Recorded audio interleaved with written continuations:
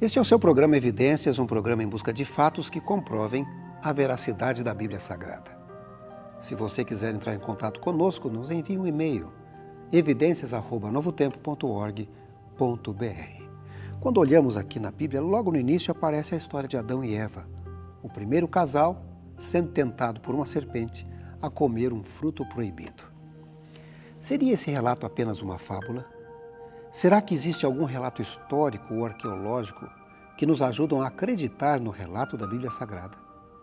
O professor Rodrigo Silva, especialista em arqueologia pela Universidade Hebraica de Jerusalém e professor do Centro Universitário Adventista, o UNASP Campus 2, ali em Engenheiro Coelho, no estado de São Paulo, vai falar um pouquinho a respeito desse impressionante tema. Afinal de contas, doutor Rodrigo Silva, a história de Adão e Eva merece crédito ou será que não? Com vocês, Rodrigo Silva.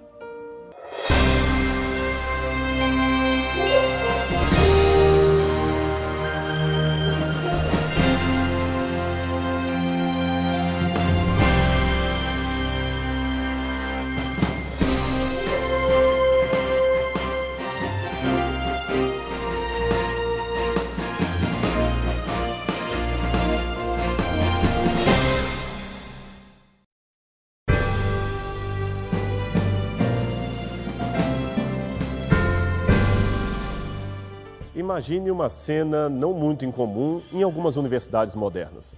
Um professor cético desafia seus alunos religiosos lhes perguntando se algum deles acreditaria na história do lobo mau e os três porquinhos como sendo um fato real. Você certamente já ouviu falar nesta fábula de La Fontaine, onde três porcos, morando respectivamente em casas de palha, madeira e alvenaria, vencem um lobo mau que tenta devorá-los. Pois bem, teria isto acontecido realmente? Esta seria a indagação do professor. É claro que nenhum dos alunos, nem ninguém em sã consciência, poderia achar que aquilo havia de fato acontecido na história. Afinal, porcos e lobos não falam, não constroem casas, nem podem, com um simples assopro, botar abaixo uma construção de palha ou madeira. É claro que se trata de uma fábula e não de uma história real. Mas e quanto à Bíblia? Perguntaria o professor descrente. Podemos racionalmente considerar uma história real aquela narrativa que apresenta uma serpente falando e enganando um casal desnudo num jardim paradisíaco? A história de Adão e Eva, tentados por uma serpente que termina com uma mordida mortal num fruto proibido, vulgarmente chamado maçã, parece para muitos um relato simplório demais ou até mesmo infantil. Como podemos crer que um episódio assim justificaria o começo histórico da humanidade? Bem, iguais aos porcos e lobos, serpentes também não falam, nem oferecem frutos aos que passam perto de sua árvore, isso é claro. Estariam, portanto, os primeiros capítulos do Gênesis mais para uma fábula do que para um relato histórico das origens? Muitos teólogos entendem que sim, que não podemos tomar a sério aquilo que Moisés escreveu. Chegam a sugerir que devemos cortar esses capítulos de qualquer evento histórico especificamente. Autores clássicos como C.S. Lewis, autor das famosas Crônicas de Nárnia, e Teilhard de Chardin, um dos mais renomados escritores católicos, chegaram a supor que Adão seria o primeiro exemplar moderno do Homo sapiens, ou uma raça espiritual que se seguiu à cadeia evolutiva. O primeiro a poder raciocinar, como na filosofia de Hamlet, e perguntar-se classicamente por sua identidade. Aquele que pudesse dizer, de fato, ser ou não ser. Eis a questão. Noutras palavras, o que eles propõem seria uma simbiose entre a Bíblia e a teoria da evolução das espécies, proposta por Charles Robert Darwin a partir de 1838. Isso colocaria Adão como o resultado das transformações sofridas pelos hominídeos que o antecederam, aqueles comumente chamados de Pithecanthropus erectus, Australopithecus ou Neandertais, embora esses últimos não sejam mais classificados como ancestrais do gênero humano. Esse processo teria demorado milhões de anos para se concretizar e correria dentro das formas mais primitivas da humanidade até Adão, o mais evoluído de todos. O grande problema com esse tipo de abordagem, que pretende ser uma defesa racional da Bíblia, é que seus proponentes se esquecem que as doutrinas de Cristo estão edificadas sobre o conteúdo do Antigo Testamento, que, por sua vez, se apoia inteiramente sobre o relato do Gênesis. Ora, se a história do Éden não aconteceu de fato, então não houve a queda de Adão e a humanidade não se encontra contaminada por nenhum tipo de pecado original. Logo, não existe nenhuma transgressão da qual necessitássemos ser redimidos, e a morte expiatória de Cristo não passaria, na melhor das hipóteses, de um martírio sem significado. Embora devamos admitir que a história de Adão pareça um tanto estranha ao senso comum, pois não vemos no mundo real nada que lembre o ambiente edênico que a Bíblia descreve, devemos nos lembrar que até mesmo os melhores advogados não se aventurariam a acusar de mentirosa uma pessoa apenas porque o seu depoimento reflete um fato difícil de acontecer. A história dos processos jurídicos está repleta de casos estranhos e aparentemente improváveis que constituíam a mais pura verdade. Assim, um jurista experiente prefere avaliar de modo neutro tudo o que é dito nos laudos e então buscar fora deles provas ou evidências que deponham contra ou a favor daquilo que foi apresentado. E não há argumento melhor a favor de um depoimento do que o apelo a testemunhas. Há outras pessoas que viram ou ouviram aquilo que se afirmou? Uma pessoa sozinha pode mentir ou até se equivocar descrevendo algo que não aconteceu. Porém, quando um certo número de pessoas, sem contato direto entre si ou com o depoente, afirmam basicamente o mesmo que ele contou, diminuem-se para quase zero as chances de haver um equívoco sistêmico. Ainda que se trate de um relato estranho, ele tem, no mínimo, o mérito da lógica racional e pode realmente ter acontecido no passado. Mas é claro que duas pessoas jamais contam a mesma história ou descrevem o mesmo evento igualmente. Existem contradições não essenciais que são perfeitamente aceitáveis. O importante é que o testemunho se harmonize nas bases que o sustentam. Transferindo para o Gênesis os conceitos que acima apresentamos, pergunta-se: há testemunhas fora da Bíblia que confirmem as bases daquilo que Moisés descreveu? Afinal, se Adão de fato existiu, ele estaria no topo das genealogias do mundo inteiro, pois todas as mais antigas civilizações procederiam geneticamente dele e deveriam fazer referência a esse ancestral comum.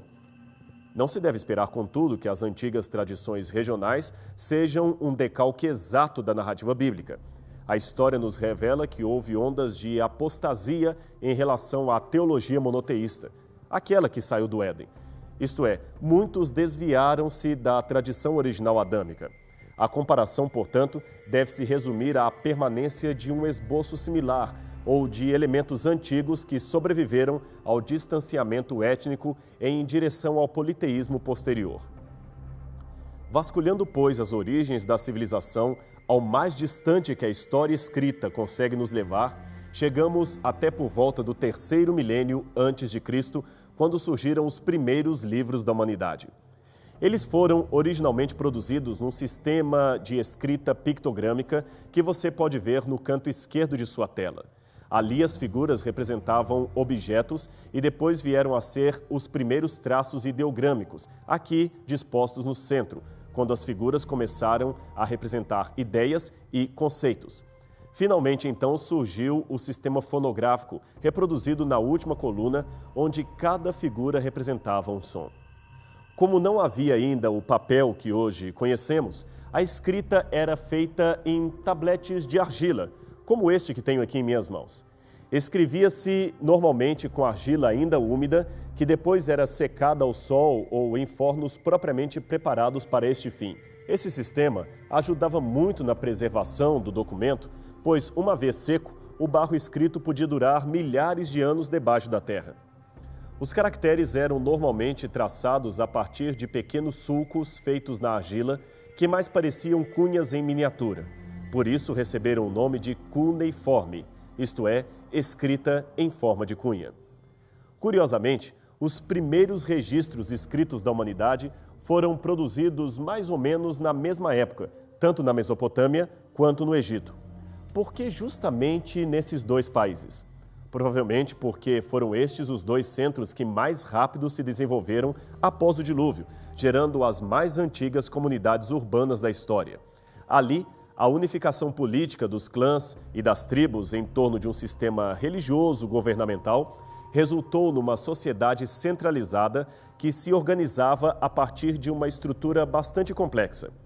Esse modelo social exigiu em pouco tempo a criação de um sistema de contabilidade e comunicação confiáveis que pudesse servir de referência ao comércio e à repartição dos bens. Assim, passariam ainda mais de 1000 anos entre esse período e a produção do livro do Gênesis. Porém, se a história que ele descreve for verdadeira, devemos obrigatoriamente encontrar a partir daqui as primeiras referências a Adão, já que este seria, de acordo com a Bíblia, o genitor comum de todos os povos. E por incrível que pareça, essa referência existe e foi encontrada numa quantidade maior que o necessário para validar o texto bíblico. Milhares de tabletes cuneiformes, pilares e inscrições foram escavados na região que compreende a antiga Mesopotâmia. Eram recibos, cartas, leis, documentos de propriedade, etc. Alguns tinham por conteúdo listas genealógicas e histórias tradicionais sobre os primórdios da humanidade. Ao avaliá-los, qual não foi a surpresa dos arqueólogos ao perceberem que muitos traziam semelhanças bastante acentuadas com o que seria posteriormente escrito na Bíblia. Uma extraordinária coincidência foi percebida, por exemplo, na forma como os antigos documentos egípcios e mesopotâmicos chamavam o primeiro ancestral da humanidade. A grafia do seu nome variava entre Adamu, Adime, Adapa, Alulim, Alorus, Atam, Admuzi e outros. Ora, não seria razoável supor que todas estas formas constituiriam variações ortográficas do mesmo nome Adão? Note que a forma hebraica Adam se adequa naturalmente em todas estas variações. A semelhança fonética é muito acentuada. É como se conhecêssemos um homem chamado João, mas que os alemães chamariam de Johanan, os ingleses de John, os espanhóis de Juan e os franceses de Jean. Apesar das diferenças idiomáticas, existe uma raiz temática que permanece em todas as formas de escrita ou pronúncia daquele nome. Os tabletes cuneiformes encontrados no Oriente revelaram ainda que desde longo tempo existiu na Mesopotâmia uma tradicional história acerca de um certo Adapa, ancestral de toda a humanidade. Aliás, Adapa é um nome que muito se assemelha ao vocábulo Adam ou Adão. Dessa história já foram encontrados 4 fragmentos, sendo 3 deles derivados da biblioteca de Assurbanipal e o mais extenso e antigo dos arquivos egípcios de El Amarna, escritos por volta do 14º século a.C. O poema original gira em torno da problemática da vida eterna, pois, segundo seu relato, o primeiro homem criado pelos deuses chamava-se Adapa. Ele recebera uma grande sabedoria, mas não era naturalmente imortal. Adapa era, pela criação, o filho do deus Ea e morava na cidade sagrada de Eridu. O curioso é notar que Eridu e Éden procedem da mesma raiz etimológica em conjunto com o sumeriano Edin ou Edenu, que também querem dizer paraíso ou planura. Coincidentemente, Lucas também enumeraria a genealogia humana de Cristo a partir de Adão, classificando-o como, no mito de Adapa, de o Filho de Deus. Lucas 3, verso 38. A história prossegue dizendo que Adapa vivia em meio aos Anunnakis, palavra que lembra muito de perto o termo Anaquins, ou gigantes, que temos na Bíblia.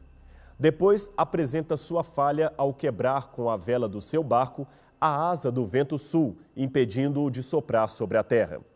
Em seu julgamento perante os deuses, Adapa se recusa a alimentar-se do pão da vida e da água da vida. Aquilo, na verdade, era um teste, pois ele sabia que não lhe era permitido participar do alimento reservado aos deuses. Inconformado, o deus Anu lhe pergunta: por que não tens comido nem bebido da água da vida? Se assim fazes, não poderás ter a vida eterna. Estas palavras ecoam a mesma proposta da serpente ao oferecer o fruto para Eva. É certo que não morrereis, porque no dia em que dele comerdes, sereis iguais a Deus. Adapa, portanto, é elogiado em sua atitude de recusar comer o fruto proibido. A única coisa que ele aceitou dos deuses foi tomar sobre si um segundo manto, dado para substituir o primeiro, que era o manto da lamentação, e ser ungido com azeite. Estes dois elementos simbolizam a justiça que é outorgada por outrem àquele que mereceria morrer. Embora o Gênesis não fale nada acerca do azeite, traz o tema das duas vestes de Adão, que primeiro faz para si e sua mulher cintas de folhas e, no final, é vestido com um segundo manto, feito a partir da pele de um animal. Isso está em Gênesis capítulo 3, versos 7 e 21. Na mentalidade da época, era forte a ideia de que a imortalidade não era algo que nos pertencesse naturalmente. Ela seria outorgada pelos deuses. Igualmente, na visão bíblica, o homem não é criado como um ser imortal, mas como um candidato à imortalidade mediante a obediência. Com a entrada do pecado, perdemos a vida eterna e agora somente em Cristo podemos, de fato, recuperá-la. Com peculiaridades próprias de cada poema, esta mesma estrutura de criação e queda do gênero humano aparece em outras histórias espalhadas pelo antigo Oriente Médio. E todas, igualmente, possuem semelhanças incríveis com o relato bíblico. No épico babilônico de Gilgamesh, o lendário herói sumeriano tem um amigo chamado Enkidu, que é seduzido por uma cortesã da deusa Ishtar e passa a ter o conhecimento pleno, símile do conhecimento do bem e do mal mencionado na Bíblia. Após este ocorrido, Ishtar lhe declara: "Você agora é um conhecedor, Enkidu. Você será igual a Deus." Então ela improvisa vestiduras e o veste com elas. Um tablete encontrado em 1934 no sítio de Khor-Shabba, a 23 quilômetros de Nínive, contém uma lista de reis assírios, começando com 17 reis que viveram em tendas, provavelmente os líderes dos povos nômades. Tudia é o primeiro nome da lista, seguido por Adamu, que muito provavelmente seria um título de realeza advindo de um ancestral famoso, como foi o nome César para os imperadores romanos. Mais à frente, noutra lista, encontramos o 37º rei, chamado Puzar-Azur. Ele era um dos vários reis nomeados em homenagem ao seu ancestral Azur, o fundador da Assíria. Em Gênesis capítulo 4, verso 22, encontramos o mesmo costume num dos descendentes de Caim, que se autodenomina Tubal-Caim. Assim, é possível que Adamu tenha sido um rei que assumiu esse nome em homenagem a outro Adamu, importante, que existiu bem antes dele. E por que não supor que seria uma homenagem ao Adão que viveu no Éden? Estes foram apenas alguns exemplos extraídos do Oriente Médio, mas existem ainda muitos mais. Todos eles testemunham, inclusive, a história de como o dilúvio e a Torre de Babel fizeram parte da relação do mundo. No estudo comparativo destas culturas, os arqueólogos perceberam que pelo menos 6 elementos históricos do Gênesis podem ser encontrados nos tabletes que agora eram traduzidos por peritos em paleografia. De maneira bastante comum, eles mencionavam, em primeiro lugar, a criação e desobediência de um casal humano que perde o paraíso. Em segundo lugar, a maldição que segue à desobediência, trazendo a morte aos habitantes da terra. Em terceiro, o início da família humana, marcado pela tragédia de um assassinato, onde um irmão mata o outro irmão. Em quarto lugar, a humanidade que se torna má e, por isso, é destruída num dilúvio. Em quinto lugar, menciona-se o perecimento de quase todos, menos alguns que são preservados pelos deuses. E em sexto e último lugar, menciona-se a confusão de idiomas, que espalha os homens pelos 4 cantos da terra. Esses paralelos literários derrubaram a tese de que a narrativa do Gênesis seria apenas um mito criado pelo autor da Bíblia, tradicionalmente apontado como sendo Moisés. Alguns, no entanto, continuaram a negar a historicidade da Bíblia, sugerindo desta vez que estes relatos mesopotâmicos seriam os originais e que o Gênesis seria apenas um plágio de obras literárias anteriormente existentes. Mas, desmentindo esta última hipótese, Kenneth A. Kitchen, professor emérito de egiptologia da Universidade de Liverpool, escreveu que a suposição comum de que este relato bíblico é simplesmente uma versão simplificada de lendas babilônicas é um sofisma em suas bases metodológicas. No Antigo Oriente Próximo, a regra é que relatos e tradições podem surgir por acréscimo ou embelezamento na elaboração de lendas, mas não o contrário. No Antigo Oriente, as lendas não eram simplificadas para se tornar pseudo-histórias, como tem sido sugerido para o Gênesis. Ao contrário de ser um plágio, o Gênesis possui características de ser quase uma correção daquilo que o antecede. A prova disto está no fato de que, dentre todos os textos, ele é o único que assume um monoteísmo clássico, isto é, a adoração de um único Deus, em meio às versões milenares que preferiam atribuir aos deuses a obra de criação, julgamento e planejamento do universo, incluindo a Terra.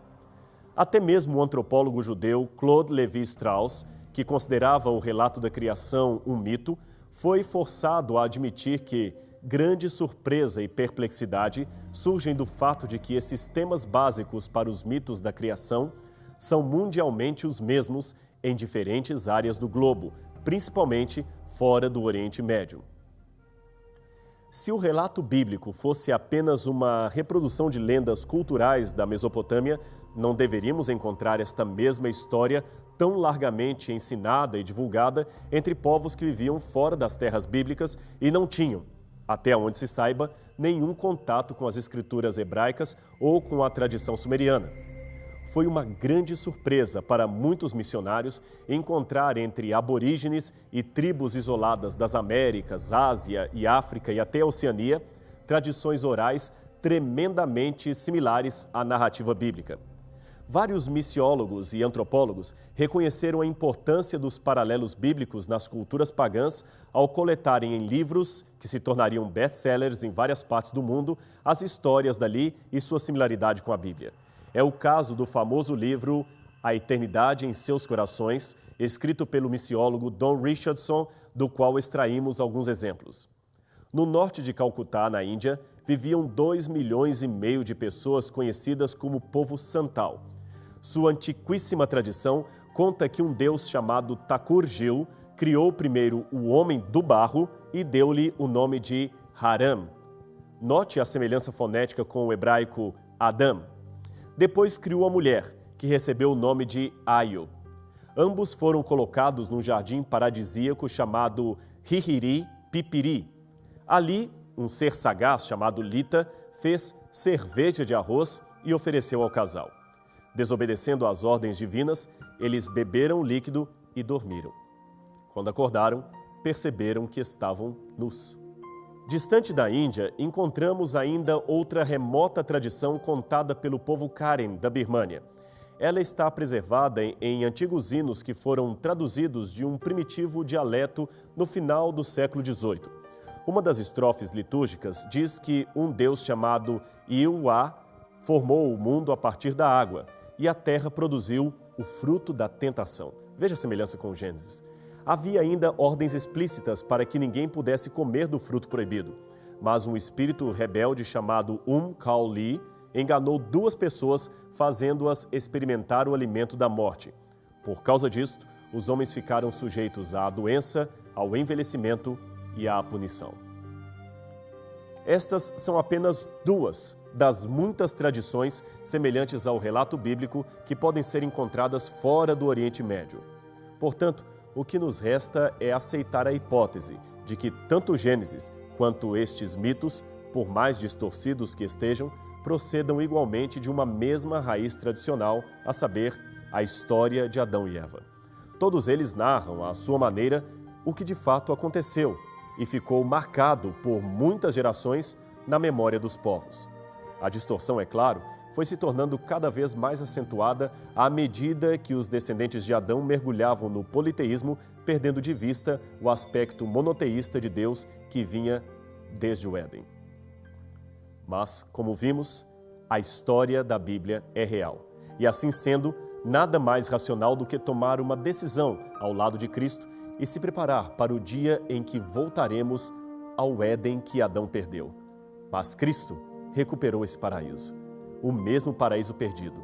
Este será, sem dúvida, o próximo capítulo da trajetória humana. E você não pode perder a oportunidade de retornar ao paraíso perdido, recuperado e conquistado por Cristo Jesus.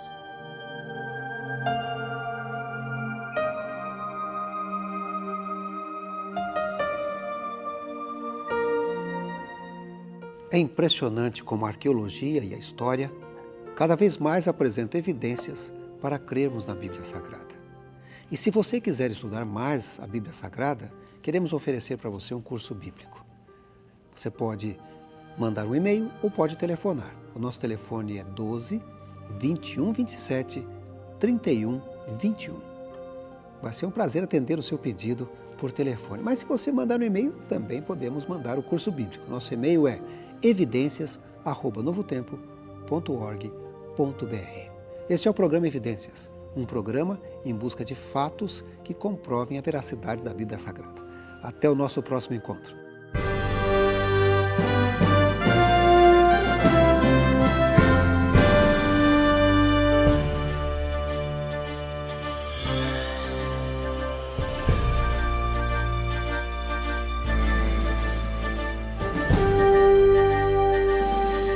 Este programa tem o apoio cultural do NASP, Centro Universitário Adventista de São Paulo, em parceria com a Novo Tempo.